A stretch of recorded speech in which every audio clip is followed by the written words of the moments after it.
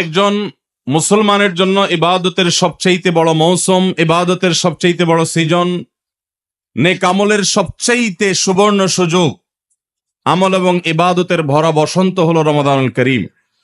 সেই রমাদানুল করিম আমাদের দোরগোড়ায় উপস্থিত হতে চলেছে। আজ আমরা কোরআন এবং হাদিসের আলোকে রমাদানের 27টি বিশেষ করণীয় বর্জনীয় সম্পর্কে কোরআন এবং হাদিসের আলোকে কিছু কথা আরজ করব। ওমা তৌফিক ইল্লা বিল্লাহ। বছরের 11 মাসে আমাদের আমল এবং ইবাদতের যেটুকু ঘাটতি হয়, যেটুকু ত্রুটি বিচ্যুতি থাকে, সেই ইবাদত এবং নেকামলের ত্রুটি বিচ্যুতি এবং ঘাটতি পোষায় নেওয়ার জন্য রমাদান হলো আমাদের জীবনের সবচেয়ে বড় এবং সুবর্ণ সুযোগ। রমাদান মাস উপলক্ষে বিশেষ যে 27টি আমলের কথা আমরা বলতে চাই, তার প্রথম আমলটি হলো চাঁদ দেখা।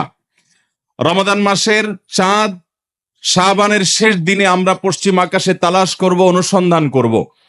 রমাদানের দ্বিতীয় আমল হলো সবচেয়ে গুরুত্বপূর্ণ আমল, সেটা হলো সিয়াম সাধনা, রোজা রাখা।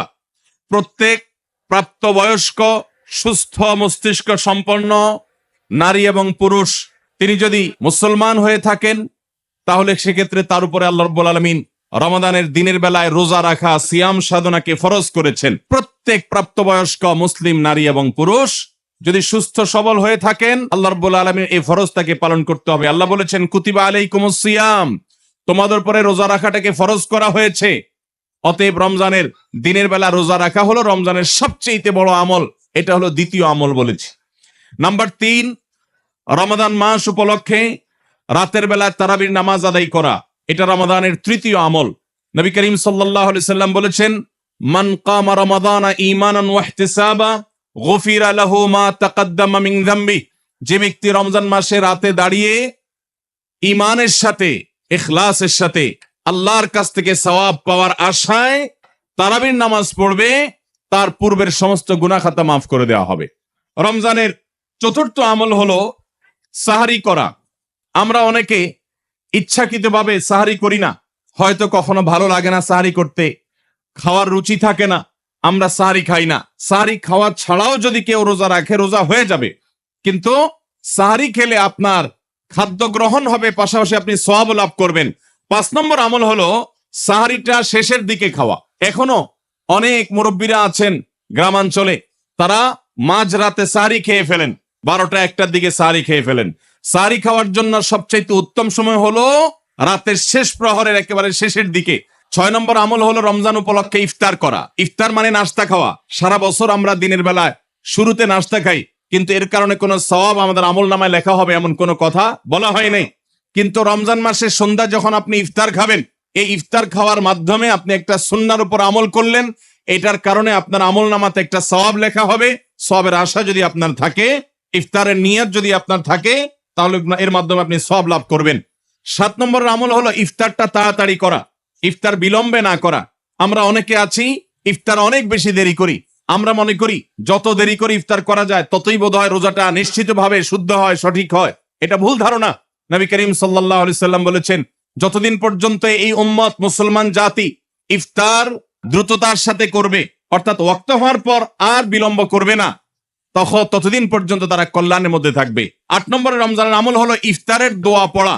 ইফতারের দোয়াটা আমরা অনেকে জানিও না, আবার অনেকে জানলেও সেটা কখন পড়তে হয় সেটা জানি না। ইফতারের শুরুতে বিসমিল্লাহ বলে ইফতার শুরু করতে হবে, ইফতার করার শেষ, এরপরে দোয়া পড়তে হবে। আমরা অনেকে ইফতারের আগে দোয়া পড়ি, এই ইফতার দোয়াটা পড়তে হয় ইফতারের পরে। দোয়াটা হলো যাহাবাজ জামা ওয়াবতাল্লাতিল উরুক ওয়া সাবাতাল আজরু ইনশাআল্লাহ। এটা হলো দোয়া। 9 নম্বরের আমল হলো ইফতার এবং সাহারি উভয়টাতে খেজুর খাওয়া। এটা সুন্নাহ। খেজুরের মধ্যে প্রচুর খাদ্য শক্তি আছে। আমরা রমজান মাসে যে রোজা রাখি, সারাদিন পানাহার বর্জন করে থাকি, আমরা যদি সাহারিতে খেজুর খাই, আমাদের শরীরে প্রচুর পরিমাণ খাদ্য শক্তি থাকবে। 10 নম্বরের রমজানের আমল হলো দিনভর বেশি বেশি দোয়া করতে থাকা। ভাইরা আমার, রোজাদার ব্যক্তির দোয়া আল্লাহ রাব্বুল আলামিন ফিরিয়ে দেন না। রোজাদার ব্যক্তি দিনভর আল্লাহর কাছে দোয়া করতে থাকলে সে দোয়া কবুল হয়। নবী করিম সাল্লাল্লাহু আলাইহি সাল্লাম বলেছেন যে কয়েক ব্যক্তির দোয়া ফেরত দেওয়া হয় না, এর ভিতরে একজন হলেন আস-সাইমু হাত্তা ইফতির। রোজাদার ব্যক্তি ইফতার করা পর্যন্ত তার দোয়া কবুল হতে থাকে। আপনি রোজাদার অবস্থায় দোকানে কাজ করছেন, খেতে খামারে কাজ করছেন, আপনি ব্যবসা প্রতিষ্ঠানে কাজ করছেন, আপনি রাস্তায় হাঁটাচলা করছেন, মা বোনরা বাসা বাড়িতে গৃহস্থলী কাজকর্ম করছেন, এই কাজের ফাঁকে ফাঁকে ওযু নাই, অসুবিধা নেই, এই অবস্থায় আপনি দোয়া করতে থাকেন। রোজাদার অবস্থায় দোয়া কবুল হয়। সারাদিন আপনি মনে মনে আপনার চাওয়াগুলো আল্লাহর কাছে নিবেদন করেন, আল্লাহর সাথে আপনি কথা বলতে থাকেন, কারণ দোয়া কবুলের একটা মোক্ষম সময় হলো রমজান মাসে এই রোজা অবস্থায়। 11 নম্বর রমজানের বিশেষ আমল হলো সকল প্রকার পাপাচার বর্জন করা, কারণ রমজানের রোজার উদ্দেশ্যই হলো আমরা যেন পাপাচার বর্জন করতে পারি। 12 নম্বর আমল হলো পাপাচারের মধ্যে আবার বিশেষ করে মিথ্যা কথা, মিথ্যা কাজ, প্রতারণা 2 নম্বরই, এগুলো পরিহার করে চলা। এগুলো অন্য সময় তো পরিহার করতেই হবে, রমজানে আরো বিশেষ গুরুত্বের সাথে পরিহার করতে হবে। বুখারীর হাদিসে আসছে, নবী করিম সাল্লাল্লাহু আলাইহি সাল্লাম বলেছেন, মাল্লাম ইয়াদা কাওলাজ জুরি ওয়াল আমাল বিহি ফালাইসা লিল্লাহি হাজা আন ইয়াদা তাআমাহু ওয়া শারাবা। যে ব্যক্তি মিথ্যা কথা, মিথ্যা কাজ এগুলো ছাড়লো না, সেই ব্যক্তির উপবাস থাকায় আল্লাহর কোনো ঠেকা পড়ে নাই। অর্থাৎ তার এই রোজা থাকাটা উপোস থাকা ছাড়া কিছুই নয়। 13 নম্বর আমল হলো স্পেশালি ঝগড়াঝাটি থেকে বিরত থাকা। 14 নম্বর বিশেষ আমল হলো সাধারণ যত আমল আছে, সাধারণ যত ভালো কাজ আছে, সেই ভালো কাজগুলো এই মাসে সবচেয়ে বেশি গুরুত্বের সাথে করা। কারণ আপনারা জানেন নবী করিম সাল্লাল্লাহু আলাইহি সাল্লাম বলেছেন, রমজানের শুরুর দিকে আল্লাহর পক্ষ থেকে এক ফেরেশতা ঘোষণা দিতে থাকে, ইয়া বাগিয়াল খায়র আকবিল। তোমাদের মধ্যে কেউ কি কোনো কল্যাণের পথে চলতে চায়, এমন কোন মানুষ আছে যে কল্যাণকামী, যে ভালো কাজ করতে চায়? তাহলে সে যেন অগ্রসর হয়, কারণ ভালো কাজ করার মৌসুম এসেছে, সময় এসেছে, সুবর্ণ সুযোগ এসেছে। এটা আমল করার সময়, এটা নিজের আমল নামার শূন্য স্থানগুলো পূরণ করার সময়, এটা জান্নাতের পথে এগিয়ে যাওয়ার সময়। অতএব যত নেক আমল আছে, সেটা যেই ধরনেরই হোক না কেন, সকল ভালো কাজ সবচেয়ে বেশি করতে হবে এই রমজান মাসে।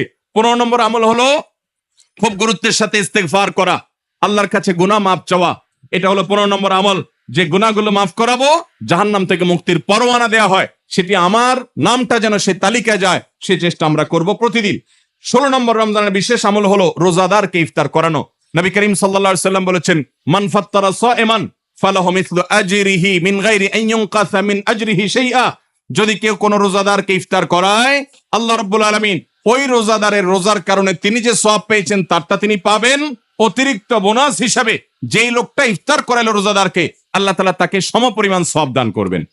17 নম্বর রমজানের স্পেশাল আমল হলো যে রমজানের বিশেষ গুরুত্বের সাথে কোরআন তেলাওয়াত করা। কারণ রমজান মাসের পরিচয় দিতে গিয়ে আল্লাহ তাআলা কোরআনে বলেছেন, শাহরু রমাদান আল্লাযী উনজিলা ফীহিল কোরআন।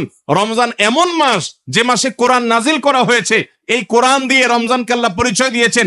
রমজান মাসের মর্যাদাই হয়েছে কোরআনের কারণে। এই জন্য কোরআনের সাথে রমজানে বেশি সময় কাটাতে হবে। কোরআনের হালাকা করবেন, কোরআনের মজলিস করবেন, কোরআন শিক্ষার আসর করবেন। ইমাম সাহেব, মুয়াজ্জিন সাহেবকে দিয়ে প্রতিটা মসজিদে মসজিদে মুসল্লিরা কোরআন শুদ্ধ করবেন, বিশুদ্ধ করে তেলাওয়াত করবেন। কোরআন প্রতিদিন একটু একটু করে তেলাওয়াত করবেন। সম্ভব হলে গোটা রমজানে কমপক্ষে একটা বার কোরআন পড়ে শেষ করবেন। 18 নম্বর আমল হলো কোরআন তেলাওয়াত করার আমল। আমরা সবাই জানি, কিন্তু কোরআন রমজান মাসে নবী করিম সাল্লাল্লাহু আলাইহি সাল্লাম শোনাশুনি করতেন, এটা আমরা অনেকে জানি না। জিবরিল আলাইহিস সালামের সাথে নবী করিম সাল্লাল্লাহু আলাইহি সাল্লাম কোরআন শোনাশুনি করতেন। তিনি জিবরিলকে শোনাতেন, জিবরিল তাকে শোনাতেন। এই জন্য রমজান মাসে আপনি কোরআন তেলাওয়াত করে আপনার স্ত্রীকে শোনান, স্ত্রী তেলাওয়াত করবে, আপনি শুনেন, আপনি অন্য কারোর সাথে এভাবে শোনাশুনি করেন। 19 নম্বর আমল হলো সাদাকা করা, দান করা। 20 নম্বর আমল হলো সাহরি খেতে আমরা যখন উঠি তখন একটু তাহাজ্জুদের নামাজ পড়া, একটু দোয়া করা। এই সুযোগটা 11 মাস আমাদের হয় না। তাহাজ্জুদের নামাজ এত গুরুত্বপূর্ণ যে কোরআনে কারিমে আল্লাহ রাব্বুল আলামিন এই নফল আমলের নির্দেশ করেছেন, অমিনাল লাইলি ফাতাহাজ্জাদ বিহি নাফিলাতাল লাক। রাতের কিছু অংশ নফল হিসাবে তুমি তাহাজ্জুদ পড়ো। ভাইরা আমার, 5 ওয়াক্ত নামাজের জন্য ডাকে মুয়াজ্জিন আজানের মাধ্যমে, আর তাহাজ্জুদের জন্য ডাকেন স্বয়ং আল্লাহ রাব্বুল আলামিন। 21 নম্বর আমল হলো আল্লাহ যাদেরকে সামর্থ্য দিয়েছেন তারা উমরা করবেন। রমজানে উমরার ফজিলত হলো, নবী করিম সাল্লাল্লাহু আলাইহি সাল্লাম বলেছেন, উমরাতুন ফি রমাদান তা'দিলু হাজ্জা। রমজানের একটা উমরা একটা হজের সমতুল্য। 22 নম্বর আমল হলো রমজানে দিনের বেলা রোজা রেখে বেশি বেশি মেসওয়াক করবেন। আমরা অনেকে এটা জানি না যে রোজা রেখে মেসওয়াক করা যায়। আমরা বরং অনেকে মেসওয়াক করি না যে রোজা দুর্বল হয় কিনা। অথচ আম্মাজান আয়েশা রাদিয়াল্লাহু তাআলা আনহা বলেছেন যে আমি নবী করিম সাল্লাল্লাহু আলাইহি সাল্লামকে রমজান মাসে রোজা রেখে এত বেশি পরিমাণে মেসওয়াক করতে দেখেছি যে গুণে শেষ করা যাবে না। এই জন্য রমজান মাসে আপনার পকেটে মেসওয়াক থাকতে হবে। 23 নম্বর আমল হলো রমজানের শেষ 10টা দিন ইতিকাফে বসে যাওয়া। যাদের তৌফিক আছে মসজিদে ইতিকাফে বসে যাবেন। 24 নম্বর আমল হলো রমজানের শেষ দশকে বেশি বেশি ইবাদত করার চেষ্টা করা। বুখারী শরীফে আসছে নবী করিম সাল্লাল্লাহু আলাইহি সাল্লাম সম্পর্কে আম্মা জান আয়েশা বলেছেন, ইদা দাখালাল আশর, রমজানের শেষ 10 দিন যখন শুরু হতো তখন নবী সাল্লাল্লাহু আলাইহি সাল্লাম কি করতেন? আইকাজ আহিয়া লাইলা, সারা রাত আর ঘুমাতেন না। শেষ 10 দিন সারা রাত ঘুমাতেন না। ওয়াসাদ্দা মিজারা, কোমর বেঁধে নিতেন। ওয়াইকাদা আহলা, এবং তার পরিবারকে তিনি জাগিয়ে তুলতেন। আরেক হাদিসে আসছে নবী সাল্লাল্লাহু আলাইহি সাল্লাম বলেছেন, কারণ নবী সাল্লাল্লাহু আলাইহি ওয়াসাল্লাম ইযা দাখালাল আশর ইয়াজতাহিদু ফীহি মা লা ইয়াজতাহিদু ফী গায়রি, নবীজির জীবনে কখনো ইবাদতের জন্য এত চেষ্টা করতেন না যত চেষ্টা করতেন রমজানের শেষ দশকে ইবাদতের জন্য। 25 নম্বর আমল হলো লাইলাতুল কদর তালাশ করা। নবী করিম সাল্লাল্লাহু আলাইহি সাল্লাম বলেছেন, তাহাররু লাইলাতুল কদর ফিল বিত্রি মিনাল আশরিল আওয়াখির মিন রমাদান, তোমরা রমজানের শেষ দশকের বেজোড় রাতগুলোতে লাইলাতুল কদর বেশি বেশি করে তালাশ করো। বেজোড় রাতগুলোতে বেশি বেশি, শেষ দশকের প্রত্যেক রাতেই জেগে জেগে ইবাদত করা কদর হতে পারে সে আশায়। কদরের একটা রাত যদি ইবাদত করতে পারেন আপনি, তাহলে 1000 মাস ইবাদতের চাইতে বেশি উত্তম হবে, আপনার আমলনামাতে সওয়াব বেশি জমা হবে। 25 নম্বর আমল হলো লাইলাতুল কদর তালাশ করা শেষ দশকের সবগুলো রাতে, সম্ভব না হলে বেজোড় রাতে। আল্লাহ আমাদেরকে তৌফিক দান করুন। আর 26 নম্বর আমল হলো লাইলাতুল কদর যদি আমরা পেয়ে যাই, মনে হয় যে এটা লাইলাতুল কদর হতে পারে, তাহলে একটা বিশেষ দোয়া পড়া। দোয়াটা হলো আল্লাহুম্মা ইন্নাকা আফুউন তুহিব্বুল আফওয়া ফাআফু আন্নি, হে আল্লাহ আপনি ক্ষমাশীল, আপনি ক্ষমা করতে ভালোবাসেন, পছন্দ করেন, আপনি আমাকে ক্ষমা করুন। এই দোয়াটা পড়বো তো ইনশাআল্লাহ। 27 নম্বর এবং সর্বশেষ আমল হলো রমজানের শেষে ঈদের চাঁদ দেখা যাওয়ার পর অথবা ঈদের চাঁদ দেখা যাওয়ার একদিন আগেও করা যায় ফিতরা আদায় করা, গরিবদের বাসায় খাদ্য পৌঁছে দেওয়া। এটা কেন করব?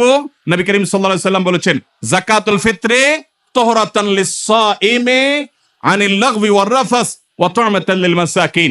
ফিতরা এটা হলো দুইটা উদ্দেশ্যে। এক হলো রোজা রেখে আমাদের যে ছোটখাটো ভুল ত্রুটি হয়, অনর্থক কথা হয়ে যায়, এগুলো থেকে রোজাটাকে পরিচ্ছন্ন করার জন্য সদকায়ে ফিতর বা আমরা যে ফিতরা দেই এটা ভূমিকা রাখে, এটা কার্যকর হয়, আমাদের রোজাকে ত্রুটিমুক্ত করে দেয়, রিফাইন করে দেয়। আর দ্বিতীয়ত হলো ঈদের দিন গরিব দুঃখীদের বাসায় খাবারের নিশ্চয়তা এনে দেয়।